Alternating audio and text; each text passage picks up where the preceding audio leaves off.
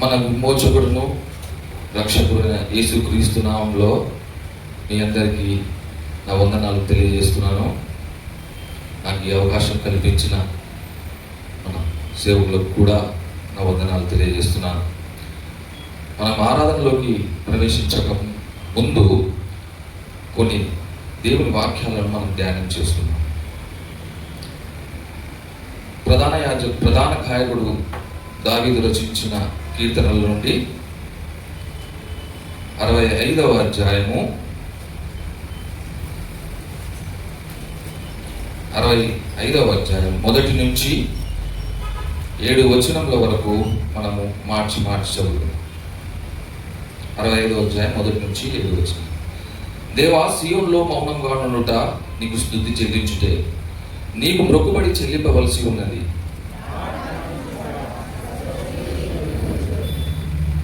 నా మీద మోపబడిన దోషములు భరింపజాలనివి, మా అతిక్రమముల నిమిత్తము నీవే ప్రాయశ్చిత్తం చేయదు.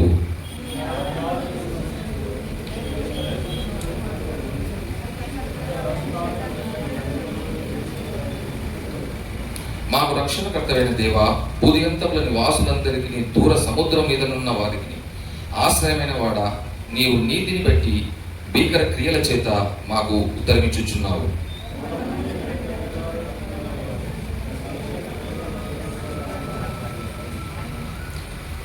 ఏడవ వచనం.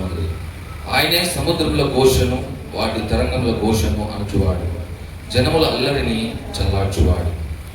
ఆ విధంగానే 34వ కీర్తన 8వ వచనం అందరం కలిసి చదువుతున్నాం. 8వ వచనం అందరం కలిసి చదువుతున్నాం. యెహోవా ఉత్తముడని రుచి చూచి తెలుసుకొనుడి, ఆయనను ఆశ్రయించిన నరుడు ధన్యుడు. దేవుడి సహాయం కొరకు చిన్న ప్రార్థన చేసు. ప్రేమగల మా తండ్రి, దయగల దేవా, నీకే వేళ స్తుతులు స్తోత్రాలు చెల్లిస్తున్నాం తండ్రి. తండ్రి, ఈ వాక్యం ద్వారా మీరు మాకు ఏం తెలియపరచాలనుకుంటున్నారో వాటిని తెలియపరచండి. మా జ్ఞానంలో మా తెలివిని మరుగుపరచండి. మిమ్మల్ని మీరు బయలుపరచుకోండి తండ్రి.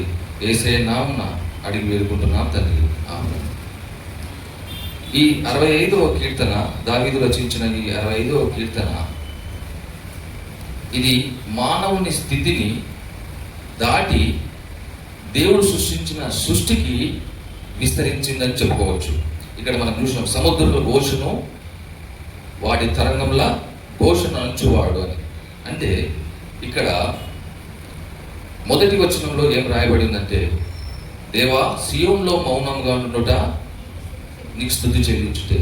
అంటే మనకు ఏమర్థమవుతుందంటే, అంటే ప్రతి వారం మనం వచ్చి దేవుణ్ణి సన్నిధిలో వచ్చి మౌనంగా ఉండి మౌనంగా వెళ్ళిపోతే ఇది దేవుని స్తుతించినట్లే అని మనకు అర్థం వస్తుంది. కానీ అది దేవుడి వాక్యానుసారంగా అది కరెక్ట్ కాదు. ఎందుకంటే ఇంగ్లీష్లో మనం గమనించినట్లయితే ఏమని ఉందంటే, ఓ గాడ్ ప్రైజ్ వెయిటింగ్ ఇన్ సియోన్ అని. అంటే సియోనులో స్తుతి నీ కొరకు సిద్ధపరచబడి ఉంది అని అర్థం. సిద్ధపరచబడిన ఆ స్తుతి నీ కొరకు వేచి ఉంది అని అర్థం వస్తుంది. మన మూల భాష అయిన హిబ్రూలో మనం గమనిస్తే దాంట్లో ఏమని ఉందంటే, నేను సెర్చ్ చేసినప్పుడు దాంట్లో ఏమని ఉందంటే, నేను చెప్పలేని స్థితి అని వ్రాయబడింది. అంటే దేవుడు దావీదు విషయంలో చేసిన ఉపకారములను తలంచుకొని అతడు ఏ స్థితిలో ఉన్నాడంటే చెప్పలేని స్థితిలో ఉన్నాడని రాయబడింది. అంటే ఈ చెప్పలేని స్థితిని, ఈ మౌనంగా ఉండే స్థితిని మనం ఇంగ్లీష్లో నుంచి తీసుకుంటే, సియోనులో సిద్ధపరచబడిన స్తుతి మన కొరకు వేచి ఉంది అని అర్థాన్ని ఇస్తుంది. సియోను అనే ఈ పదము కీర్తన గ్రంథం 48:1లో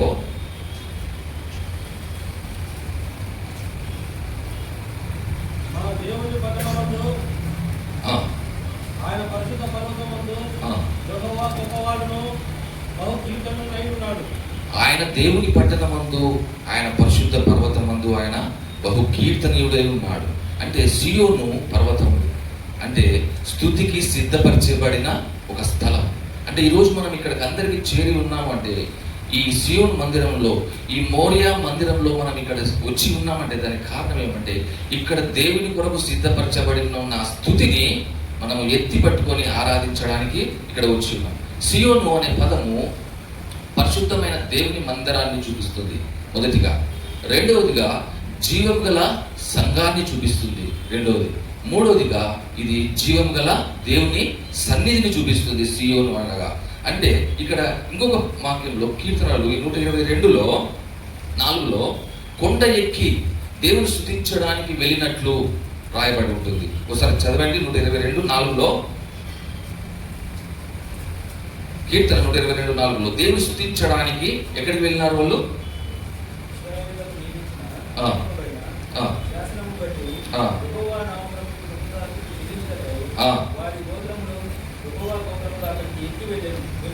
దేవుని స్తుతించడానికి ఎక్కడికి వెళ్ళినారు? కొండ ఎక్కి. అంటే మనం ఇప్పుడు ఇక్కడికి ఈ మోరియా పర్వతాన్ని మనం ఎక్కి ఇక్కడికి వచ్చినాం.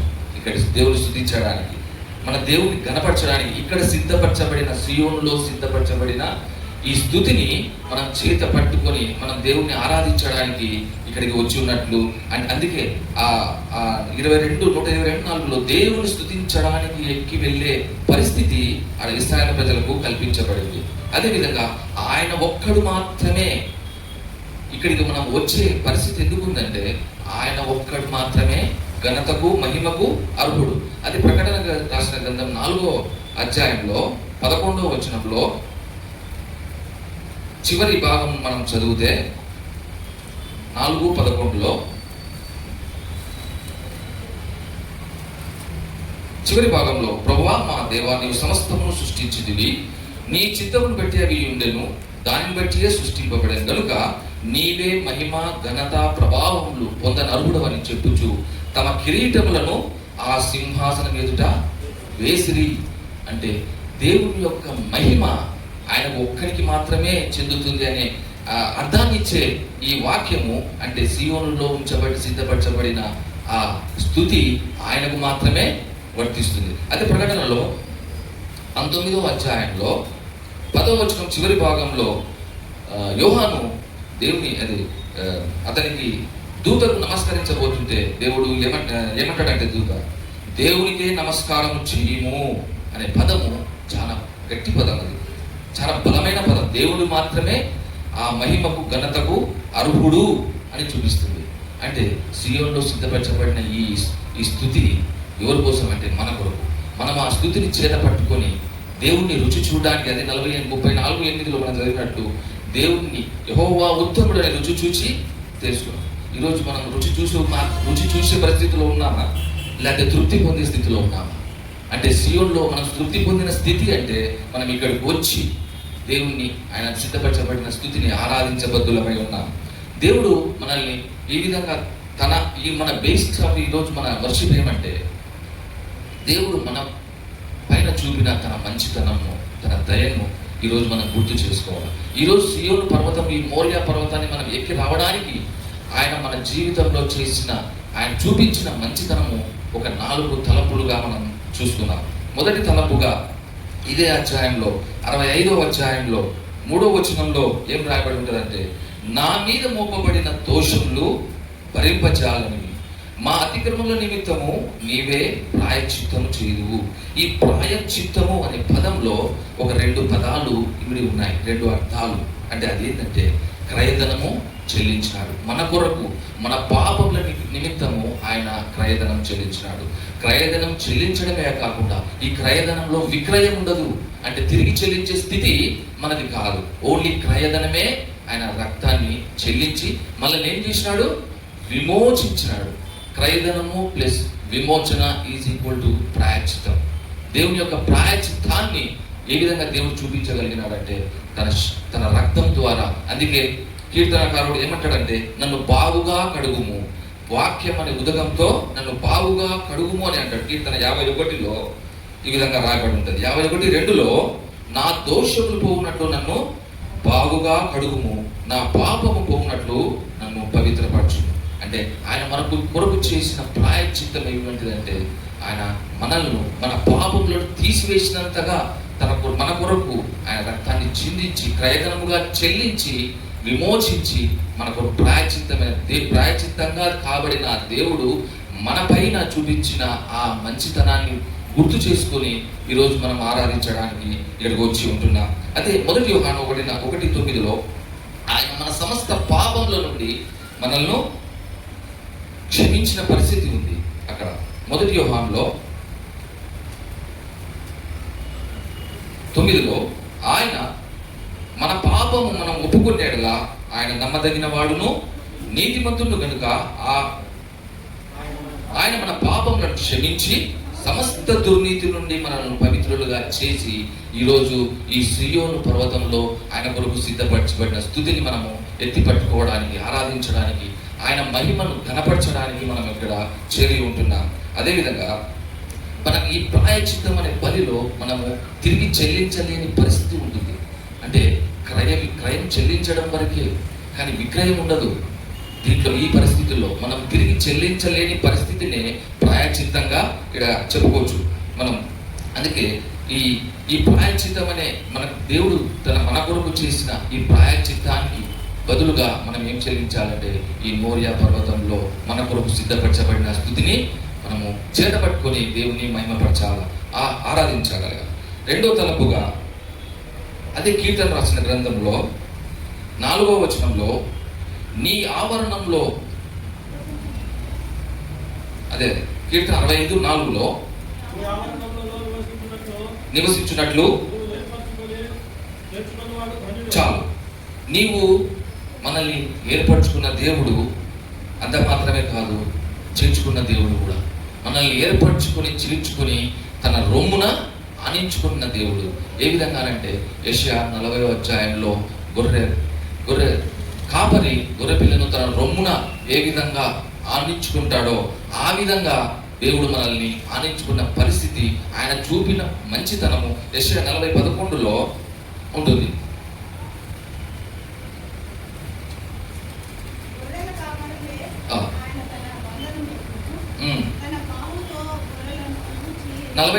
తన బాహువుతో గొర్రె పిల్లలను కూర్చి రొమ్మున ఆనించుకొని మోయిను. ఎంత గొప్ప విషయం అండి ఇది. మనకు దేవుడు మన వైపు చూపిన ఈ మంచితనానికి మనం ఏం చెల్లించినా రుణస్థులమే. అంటే మనల్ని ఏర్పరచుకోవడమే కాదు, మనల్ని చేర్చుకున్న దేవుడు, మనల్ని తన రొమ్మున ఆనించుకున్న దేవుడు. అదే నిర్గమకాండం 28వ అధ్యాయంలో అదే విధంగా ఉంటుంది. యాజకుడు, ప్రధాన యాజకుడు తన ఏఫోదును ధరించినప్పుడు అది రొమ్మున దేవుని ప్రత్యక్షతలోకి ప్రవేశించేటప్పుడు ఆయన ఏఫోదును ధరించి తన రొమ్మును ఆనించుకున్నట్లు ఆ విషయం ఒకసారి చూడగలరు. నిర్గమ 28లో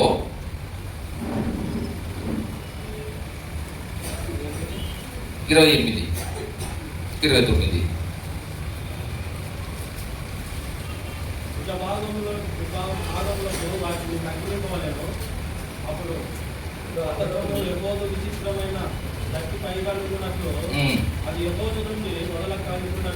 వదలక ఉండునట్లు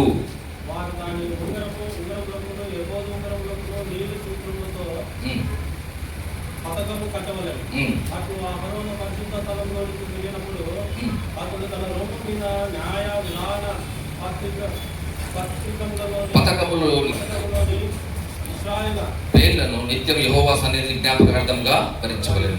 అంటే ఇక్కడ ఏఫోదు ఆ ప్రధాన యాజకుని రొమ్మున ఏ విధంగా ఆనుకొని ఉందో ఆ విధంగా దేవుడు మనల్ని, తన పిల్లలను మనం ఈరోజు తన మంచితనం వల్ల ఆయన మనల్ని ఏర్పాటు చేసుకొని మనల్ని చేర్చుకొని తన రొమ్మున ఆనించుకున్న పరిస్థితి ఈ విధంగా ఉంటుంది. ఇంకొక చోట ఇర్మియాలో నడుముకు దట్టి ఏ విధంగా అంటి ఉండునో ఆ విధంగా నేను మిమ్మలను అంటుకొని ఉందును, ఆనించుకొని ఉందును అనే మాట ఒక చాట ఉంది. ఇర్మియా 13:11 ఇర్మియా గ్రంథము 13వ అధ్యాయం 11వ వచనంలో నరుని నడుముకు దట్టి ఏ విధంగా అంటి ఉండునో ఆ విధంగా నేను నిన్ను అంటుకొని ఉంటాను. లేదా ఆ అర్థాన్ని ఇచ్చే వాక్యం ముందు చదవండి ఒకసారి.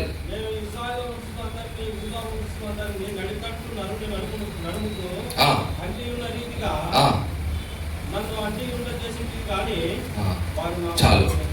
అంటే నరుని నడుము దట్టి ఏ విధంగా అంటుకొని ఉంటుందో దేవుడు ఆయన తన నడుముకు మనల్ని ఆ విధంగా ఆనించుకునే స్థితిని మనకు కల్పిస్తా ఉన్నాడు. ఎంత మంచి హృదయం కలిగిన దేవుడు ఈరోజు మనం ఆరాధించగలుగుతున్నామంటే దేవుని కొరకు సిద్ధపరచబడిన ఆ స్థుతిని ఈరోజు మనము ఆయన మన జీవితంలో చేసిన మంచితనాన్ని మనం తలపోసుకొని ఆయన మనల్ని చేర్చుకున్న పరిస్థితి, ఆయన ఇంకోటి మనల్ని ఎత్తుకొని తన రొమ్మును ఆనించుకున్న పరిస్థితే కాకుండా ఆయన మనల్ని మోసే పరిస్థితి కూడా ఉంది. యెషయా 63:9 ఆయన మనల్ని ఎత్తుకొని మోయించుకోవచ్చుననే పదం ఉంటుంది. ఒకసారి చూడండి, యెషయా 63:9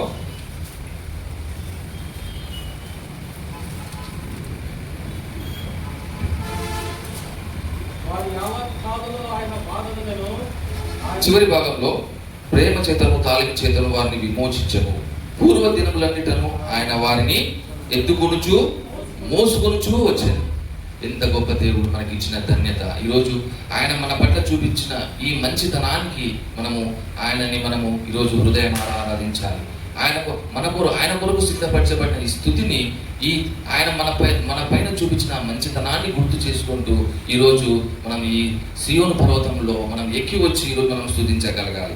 మూడవ తలంపుగా ఇదే 4వ వచనంలోనే కింది భాగంలో నీ పరిశుద్ధాలయము చేత నీ మందిరంలోని మేలు చేత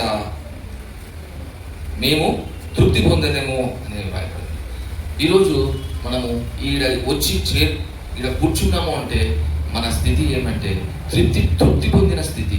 అంటే మనం తృప్తి పొందిన వాళ్ళుగా ఈరోజు ఇక్కడికి వచ్చాం. మనం రుచి చూసి ఎరిగే స్థితిలో కాదు. అది ప్రాథమిక స్థితి, అది మొదటి స్థితి. తృప్తి పొందే స్థితి అంటే అది ఉన్నతమైన స్థితి. అంటే దేవుని స్థుతిని, దేవుడు చేసిన మన జీవితంలో చేసిన మేలులను మనం తలపోసుకునే స్థితి, అది తృప్తి పొందే స్థితి. మనం మధ్యాహ్నం ఈరోజు అందరూ నాన్ వెజ్ చేసుకుంటారు. ఇంటికి పోయిన తర్వాత ఒక రుచి చూసి వదిలేస్తారా? రుచి చూసి తృప్తి పొందుతారా? అట్లా పొందాం కదా. అంటే దాన్ని తినిన తర్వాత ఆ తృప్తి పొందుతామా అనే వాక్యం ఏ విధంగా ఉందో ఆయన మన జీవితంలో ఇంకో వచనంలో 31:14 నా ఉపకారములను తెలుసుకొని వాళ్ళు తృప్తి పొందుదురు అనే పదం ఉంటుంది. అంటే ఆయన మన మేలు చేత ఆయన మన తృప్తి పొందిన పరిస్థితి ఇక్కడ మనం కలిగి ఉన్నాం. ఒకసారి చదువు 31:14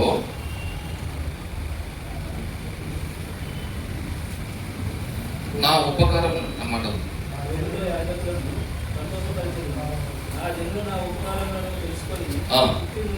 తృప్తి నుండి చాలు. నా ఉపకారములు నా ప్రజలు తెలుసుకొని తృప్తి పొందురు. అంటే మన జీవితంలో ఇది తృప్తి పొందే స్థితి, అంటే ఉచ్చ స్థితి, అంటే ఉన్నతమైన స్థితి. దీని తర్వాత ఇంకొక స్థితి ఉంది, కానీ ఈ మన సందర్భానికి అది అవసరం లేదు. అది ఏం స్థితి అంటే మనల్ని మనం వెలిగించుకున్నప్పుడు ఇతరుని వెలిగించగలగాలి. అది సువార్తకు సంబంధించిన ఆ అత్యున్నతమైన స్థితి. అది అంటే ఫస్ట్ మనము మొదటిగా మన ప్రాథమిక స్థితి, మనం రుచి చూసి దేవుణ్ణి తెలుసుకున్నాం. ఈ ఉన్నతమైన స్థితి ఏదంటే దేవుణ్ణి తృప్తి పొందే స్థితి. ఈ స్థితిలో మనం ఉన్నాము అంటే ఇక్కడ దేవుడు మన జీవితంలో ఆయన మంచివాడుగా ఉన్నాడు. మన జీవితంలో ఆయన మేలు చేసినందుకు మాత్రమే ఈ సియోను పర్వతం పైన మనం వచ్చి ఈ విధంగా సిద్ధపరచబడిన ఆ స్థుతిని చేతపట్టుకొని ఆరాధించడానికి ఇక్కడ వచ్చి ఉంటున్నాం. ఇక 4వ తలంపుగా అదే కీర్తన రాసిన 65వ అధ్యాయము 7వ వచనంలో ఆయనే సముద్రంలో ఘోషను వాటి తరంగంలో ఘోషను అనచువాడు, జనముల అల్లరిని చల్లార్చువాడు. ఇక్కడ జనముల అల్లరిని అనే దాని విషయాన్ని పక్క పెడితే ఆయన జనముల అల్లరిని సముద్రంలో ఘోషతో పోల్చినాడు. నేను అంటే ఫస్ట్ స్టార్టింగ్లోనే చెప్పినాను, ఈ అధ్యాయము మానవుని స్థితి నుంచి ప్రకృతికి అన్వయించబడింది, అంటే ఎక్స్పాండ్ అయింది. అందుకే ఏమంటున్నాడు అంటే జనముల అల్లరిని జలముల ఘోషతో పోల్చినాడు. యెషయా గ్రంథం 17వ అధ్యాయంలో 13వ వచనంలో దేవుడు ఈ అల్లరిని ఏ విధంగా ట్యాకిల్ చేసినాడు మన కొరకు. యెషయా 17వ అధ్యాయము 13వ వచనంలో మొదటి భాగంలో జనములు విస్తార జలముల ఘోష వలె అని ఉంది. అంటే జనములను ఏ విధంగా పోలుస్తున్నాడు? విస్తార జలముల ఘోష వలె ఘోషించును, అయితే ఆయన వారిని బెదిరించును అనే మాట ఉంది. అంటే జనములు సాతాను నుంచి కబద్ధ హస్తంలో నుంచి మన వైపుకు లేచినప్పుడు జలముల వలె సముద్రముల ఘోష మన వైపు వచ్చినప్పుడు ఆయన ఏం చేస్తాడంట? వాటిని బెదిరిస్తాడంట.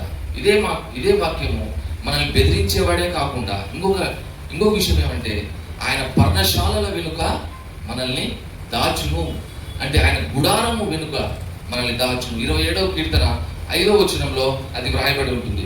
27వ కీర్తన 5వ వచనంలో, ఆపత్కాలమున ఆయన తన పర్ణశాలల్లో నన్ను దాచును, తన గుడారపు మాటున నన్ను దాచును.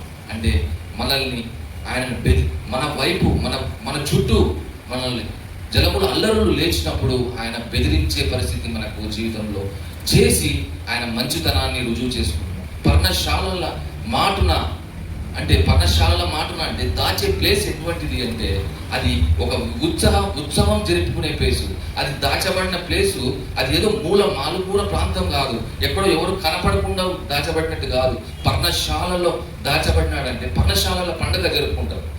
ఎన్నో పాత నిబంధన నుంచి కొత్త నిబంధన వరకు ఆ పర్ణశాలల పండుగలు జరుపుకుంటూనే వస్తున్నారు. పర్ణశాల పండుగలోనే హిస్టరీ ప్రకారం పర్ణశాల పండుగలోనే క్రీస్తు జన్మించినాడని చెప్తుంటారు. అది ఇంకోటి ఏమంటే, మొదటి ఫలముల పండగ రోజే దేవుడు తిరిగి 3వ రోజున లేచినట్లు, అంటే 2వసారి జన్మించినట్లు, నూతన జన్మ ఈ మొదటి ఫలముల పండగ.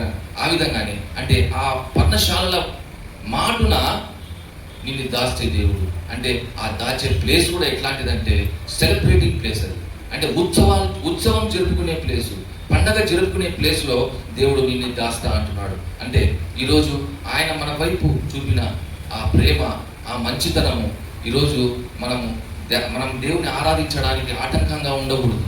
ఆయన మన జీవితం, అందుకే కీర్తనకారుడు అన్నాడు, నేను చేసిన మంచి పనులు ఉపకారములను బట్టి వాళ్ళు నా బట్టి తృప్తి పొందుదురు అనే వాక్యం మనం ఇర్మియా 31:14 చదివిన. నా ఉపకారములను తెలుసుకొని వాళ్ళు ఏం చేస్తారు? తృప్తి పొందే పరిస్థితి ఉంటుంది. ఆ విధంగానే ఈరోజు మన కొరకు, దేవుని కొరకు సిద్ధపరచబడిన ఈ స్తుతిని మనము ఈరోజు చేత పట్టుకొని ఆయన రుచి చూసిన వారంగా, ఆయన ఎరిగిన వారంగా ఈరోజు మనం ఆరాధించడానికి ఇక్కడ ఉంటున్నాం. అంటే ఆయన మన జీవితంలో చేసిన ఆ మంచితనము, చూపించిన ఆయన మంచితనాన్ని మనం ఈరోజు చేత పట్టుకొని ఆరాధించాలి. ఈ 4 తలపులను ఈరోజు మన చేతిలో ఉంచుకొని ఆ జీవము గల దేవుణ్ణి, ఈ జీవం గల సంఘంలో, ఈ మోరియా సంఘంలో, ఈ జీవం గల ఈ దేవుని సన్నిధిలో దేవుడిని మనము ఆరాధిద్దాం. దేవుడు తన తలపులను దీవించునుగాక.